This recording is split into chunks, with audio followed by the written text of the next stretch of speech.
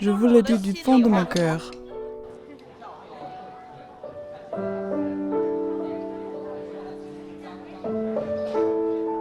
J'ai l'impression d'avoir perdu ma maison.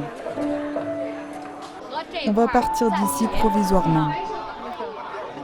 On doit s'adapter aux circonstances. Retiens bien ça.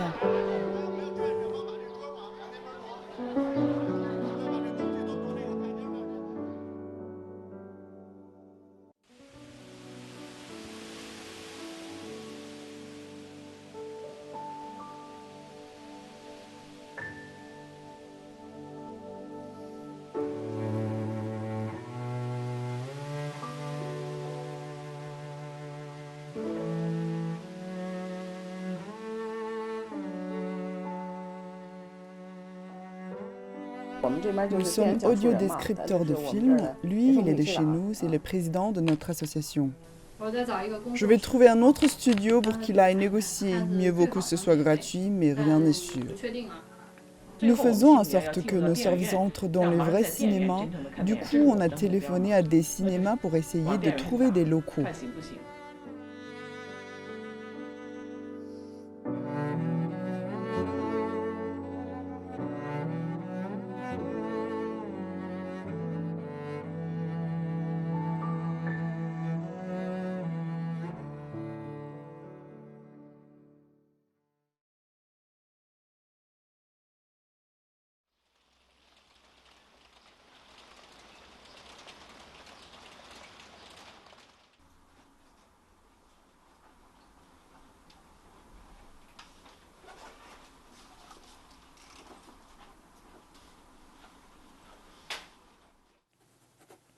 Un canot passe sous le pont. Xiaochun marche en sautillant sur la balustrade en pierre le long du canal, dans lequel se reflètent les maisons des deux bords. L'avion en papier vole doucement vers le bas. Le père aurait vu le cœur inquiet de sa femme qui attend, à l'image de ce petit avion qui balance au gré du vent. On ignore quand il va tomber et quand il va se faire mouiller par la pluie.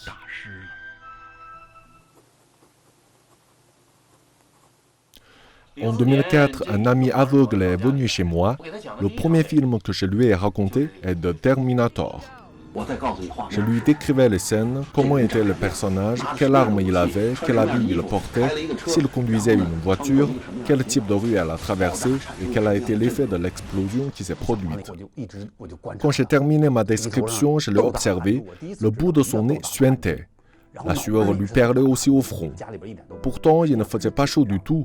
En fait, il était nerveux, parce qu'il a compris le film. En me prenant dans ses bras, il tournait et tournait, et il m'a dit que c'était la plus belle journée qu'il avait jamais vécue en plus de 30 ans. J'ai été bouleversé. Une personne aveugle peut regarder un film.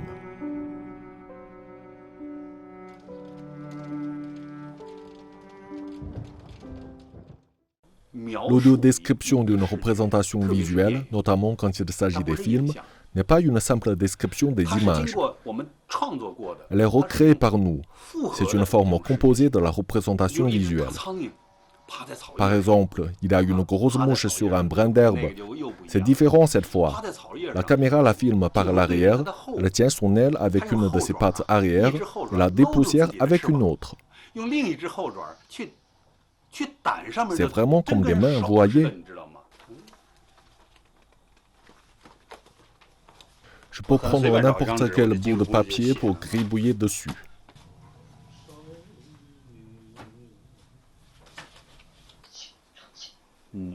Fille. Vous voyez son regard, la façon dont elle regarde son mari montre qu'il est en fait un étranger pour elle. Quand on raconte cette scène, il faut décrire les expressions de son visage, son regard errant ou la façon dont elle l'observe comme un étranger. Il faut bien décrire ses mines et ses gestes. Les personnes aveugles ne peuvent pas se les représenter. Il faut traduire ce langage visuel oralement. Il raconte le film et je l'écoute le dos tourné à la télé. Je ne cesse de lui poser des questions. Il me supporte tant bien que mal au début. Au bout d'un moment, j'ai posé trop de questions, mais c'est normal quand il n'arrive pas à se faire comprendre et je l'insupporte. On commence à se chicaner. Il dit « Mais pourquoi tu ne comprends toujours pas? Comment ça se fait ?»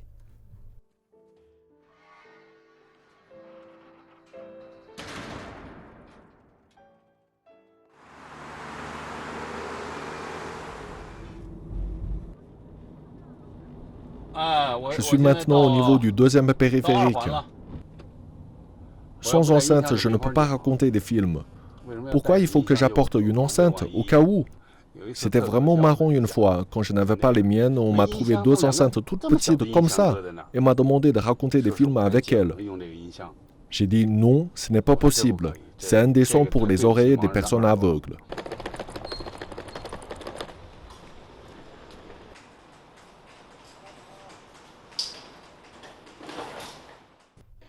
Vous êtes à Wei?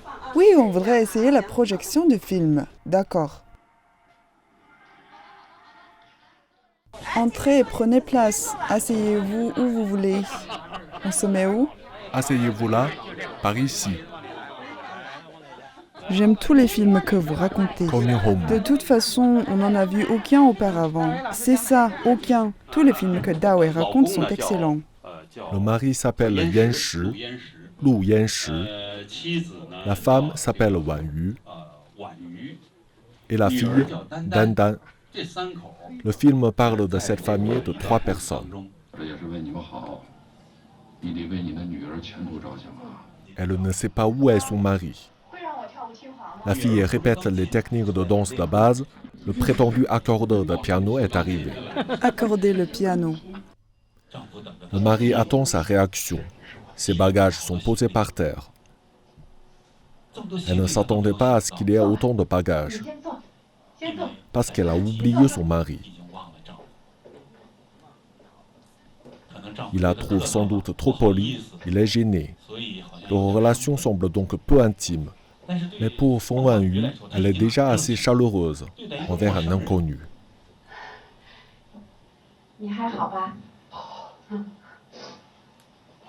Pendant ce temps, Lu Yanshi s'est assis. Ils se sont mis à côté de la table. Lu Yanshi la regarde en souriant. Quoi qu'il en soit, elle le traite comme un invité. Elle lui fait d'abord du thé.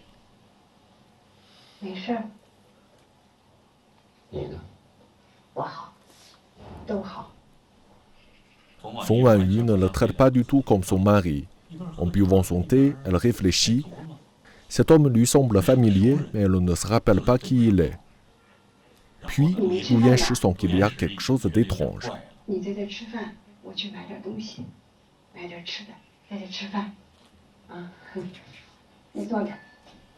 Elle se dit, je ne pense pas que tu resteras après le repas. L'homme devant ses yeux est venu contre son attente.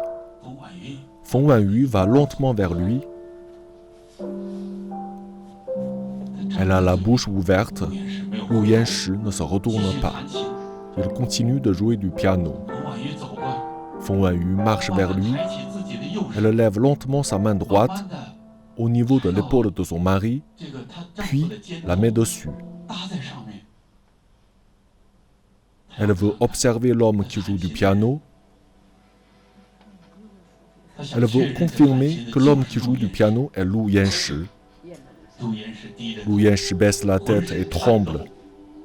Le couple ne retient plus ses larmes. Les flocons de neige continuent de tomber. Les 2 personnes sont toujours debout à l'extérieur devant les escaliers. L'image devient progressivement noire.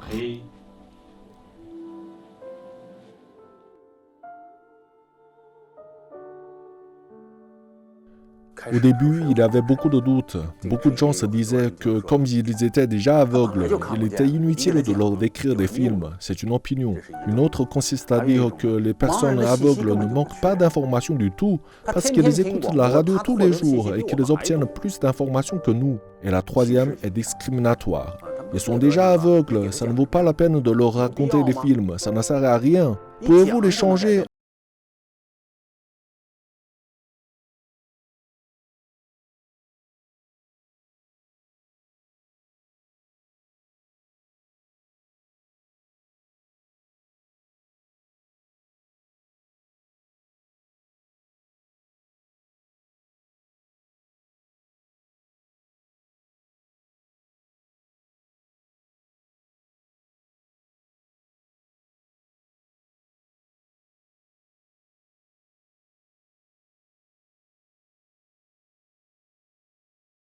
Il commence à enregistrer des films avec ses descriptions jusqu'au lever du jour.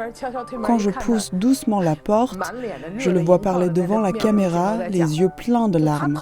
Il est totalement absorbé par ce qu'il fait. Personne n'est autorisé à l'interrompre.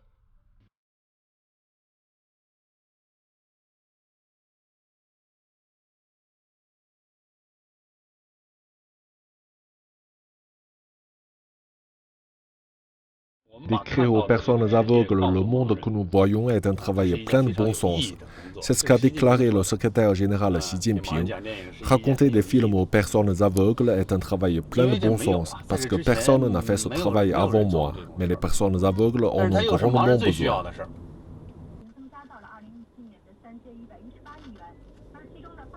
Ceci est une photo prise quand j'étais enfant. Celle-ci et celle-là ont été prises avec l'appareil photo que j'ai fabriqué. À l'aide d'un fer à souder avec de la tôle, j'ai fabriqué un appareil photo suivant un livre.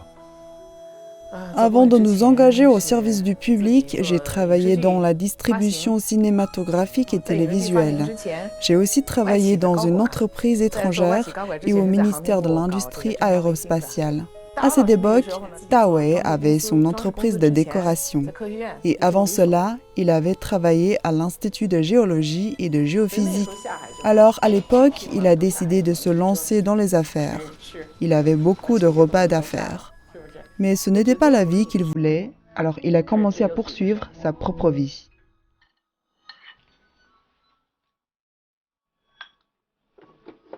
Pour ceux qui sont mentalement retardés, leur bonheur, c'est leur qualité de vie. Leur qualité de vie représente leur bonheur. Elle est pointilleuse sur la nourriture. Sa sœur cadette est une personne handicapée, sourde-muette et mentalement retardée. Depuis tout petit, ils ont subi beaucoup de discrimination. Il accumule constamment une sorte d'énergie dans son cœur. Quand il a commencé à faire cela, il a soudainement trouvé qu'il avait un exutoire pour cette énergie.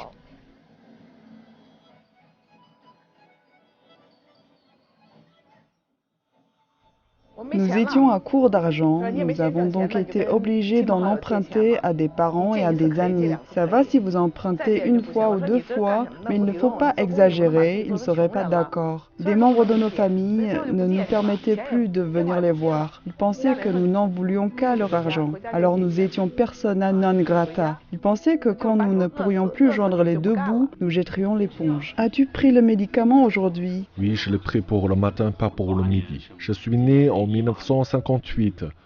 On est en 2018 cette année. J'ai 60 ans pile. Tant que je peux le faire, que je peux parler de manière cohérente et regarder des films, et que je n'ai pas Alzheimer, je peux continuer à décrire des films pour les personnes aveugles.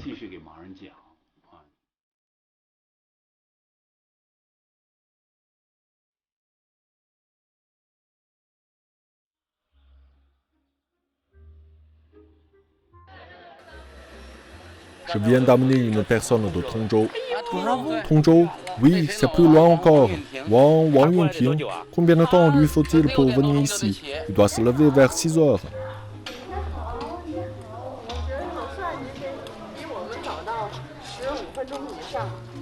Au début, quand les auditeurs aveugles venaient au cinéma du cœur, on ne pouvait pas fermer les portes et les fenêtres, parce qu'ils sortaient rarement de leur maison et qu'ils ne se rendaient pas compte de leur odeur corporelle. Ça sentait vraiment fort. En plus, quand le film avait commencé, ils n'avaient aucune conscience des autres à l'époque. Certains décrochaient le téléphone en pleine projection. « Allô, qu'est-ce qu'il y a? Je suis au cinéma !» Ils agissaient comme s'il n'y avait personne autour. Au fur et à mesure qu'ils écoutaient des films qui montraient des personnes et des choses belles, bonnes, propres et jolies, ces choses-là les ont changés. Nous avons un attachement profond pour cet endroit. Cela fait 14 ans. Le Centre culturel Rondandan pour les personnes aveugles a beaucoup contribué à la cause des personnes handicapées. Il est très heureux d'être ici. Avant, il ne regardait ni film ni télévision. Nous n'arrivions pas à lui raconter clairement le film. En plus, si on lui racontait le film au cinéma, c'était gênant pour les autres.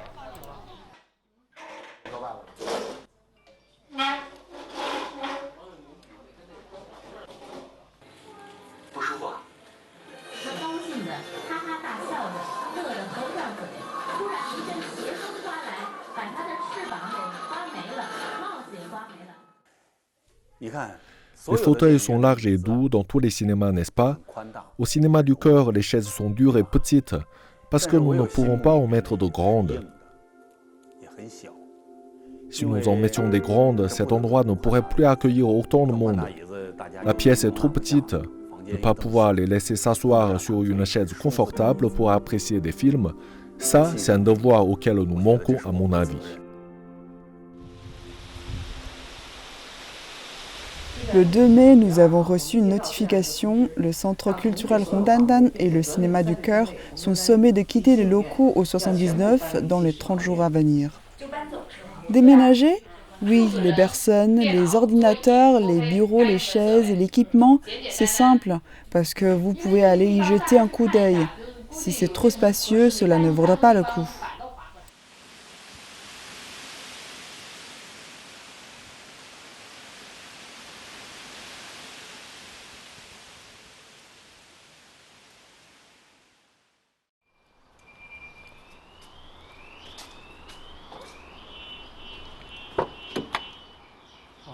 Quant au site, nous sommes en contact avec certains endroits. Nous en choisirons un.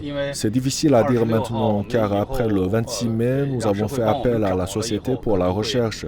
Il peut y avoir d'autres choix, d'autres endroits qu'on nous fournirait. Faut-il que ce soit toujours un endroit avec une petite cour? Pas forcément, nous verrons. Parce que pour organiser des activités pour les personnes aveugles, nous devrons peut-être trouver un endroit où le transport est pratique.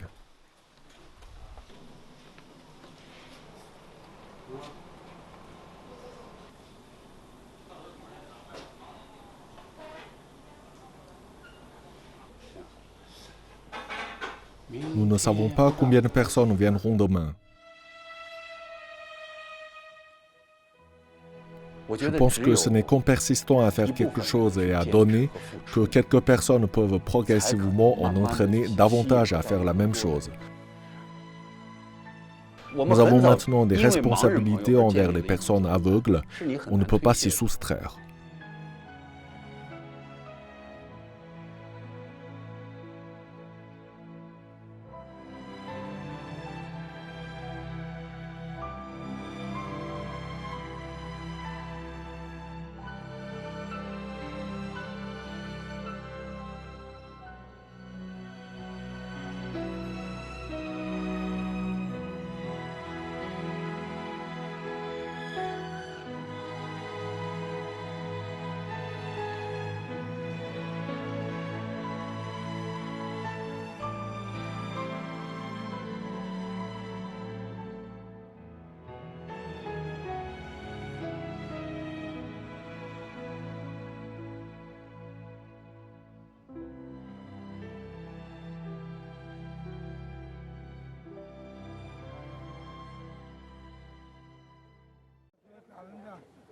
Il va être fermé? Oui, mais temporairement, on ne fera plus de projection ici. Je dois absolument venir voir. Vous verrez, nous trouverons un meilleur endroit que celui-ci. Vous utilisez une télé pour ça? Oui, une télé suffit. Chez nous, vous pouvez utiliser un projecteur. Il y a des lignes de métro 5 et 13. Lignes 5 et 13, tous les samedis? Chez nous, c'est pratique. Les gens n'ont à monter qu'un étage. Le samedi et le dimanche sont tous OK. Je vais discuter avec eux. Vous pouvez discuter. Je suppose qu'il n'y aura pas autant de monde à cause du transport. Ça dépend de vous de toute façon. Je pense qu'il vaut mieux le faire sans interruption. Nous vous aimons tous, donc je pense que les roses rouges vous vont bien. Je vous remercie beaucoup. Aujourd'hui, on en est à la 739e séance.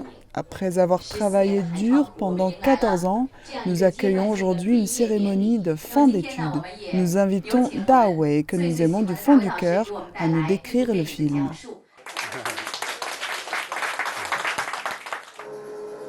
La scène change. Apparaît la chaîne énorme d'une encre. La chaîne est peut-être aussi épaisse que la taille d'une personne. La lourde encre. Le jour de la cérémonie de clôture, ils ont suggéré que Mme Zheng, M. Su et moi portions une toche de doctorat. C'est une clôture temporaire. Il me semblait que si je portais la toche, cela signifierait que c'était définitif. Je ne l'ai donc pas mise. Xi Jinping a déclaré que notre objectif est de construire une société de moyenne aisance sur tous les plans d'ici 2020. Le centre culturel Rondandan est prêt à servir davantage de personnes aveugles. Voulez-vous toujours être avec nous? Oui. Ne vous dites pas que vous n'avez apporté aucune contribution quand vous êtes assis ici. Votre présence nous a apporté un soutien solide pour subvenir aux besoins des personnes âgées, pour aider les personnes aveugles et pour les services sociaux. Nous partageons notre expérience dans le service pour les personnes aveugles et la société avec toutes les autres régions en Chine. Dans le film que je viens de décrire, il y a une phrase. Un petit changement en Chine aura des répercussions importantes. Un de nos petits pas peut entraîner un énorme changement du pays. Ce n'est vraiment pas facile, 14 ans. Ces 14 ans ont vu grandir une génération. Je suis vraiment reconnaissant à tous les amis ici présents pour l'attention que vous avez accordée au cinéma du cœur. Merci à toutes et à tous. 1, 2, 3. Observons le monde avec les personnes malvoyantes.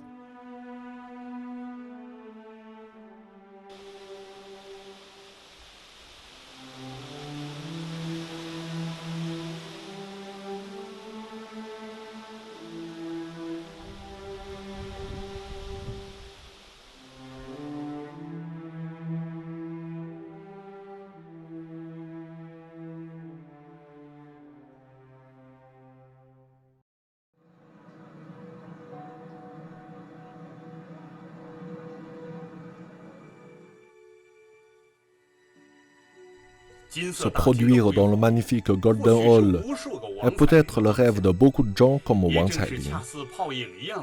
C'est ce rêve ou un mirage qui lui a donné le courage de faire face à tout, même au risque de tout perdre. Ce qui est admirable chez Cailing, c'est sa compassion pour son prochain. Nous aimerions voir plus de gens comme Cailing, parce que les rêves de nombreuses personnes comme elle façonnent l'avenir d'une société.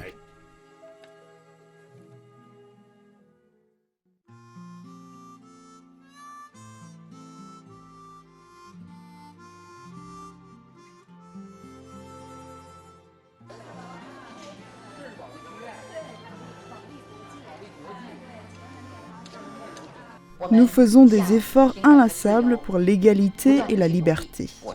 Je pense que jamais plus nous ne suspendrons nos projections simplement parce que nous ne trouvons pas de locaux ou d'endroits appropriés.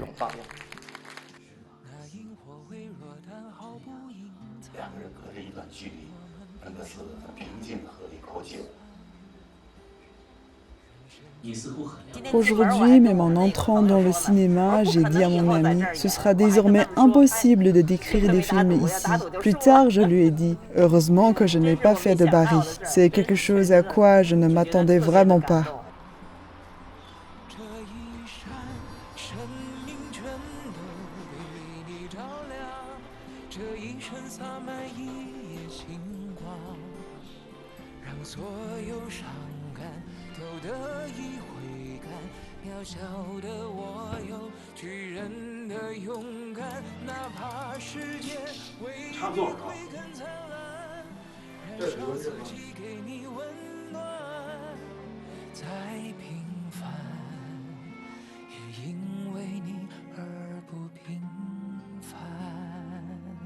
Cette fois, 40 auditeurs malvoyants se sont inscrits. L'inscription s'est faite en presque 30 minutes. De plus, cette fois, il y a beaucoup de jeunes.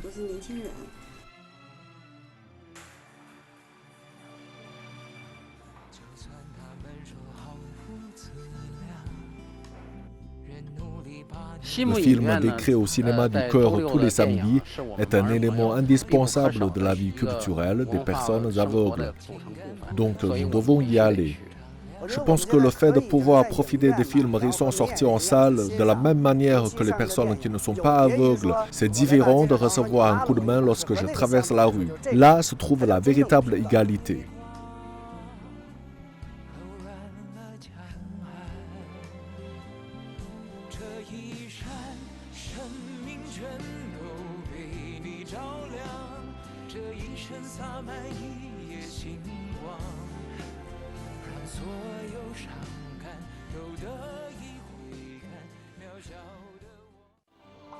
Certains disent qu'ils voient des lueurs d'espoir et d'autres demandent combien coûte le médicament. Serouet, de l'autre côté de l'écran de l'ordinateur, a les yeux pleins de larmes. Les gens applaudissent dans divers groupes de discussion. Des nouvelles apparaissent en continu à l'écran. Certains sont excités, d'autres disent qu'ils espèrent pouvoir vivre comme une personne normale. Ils ont trouvé là une lueur d'espoir.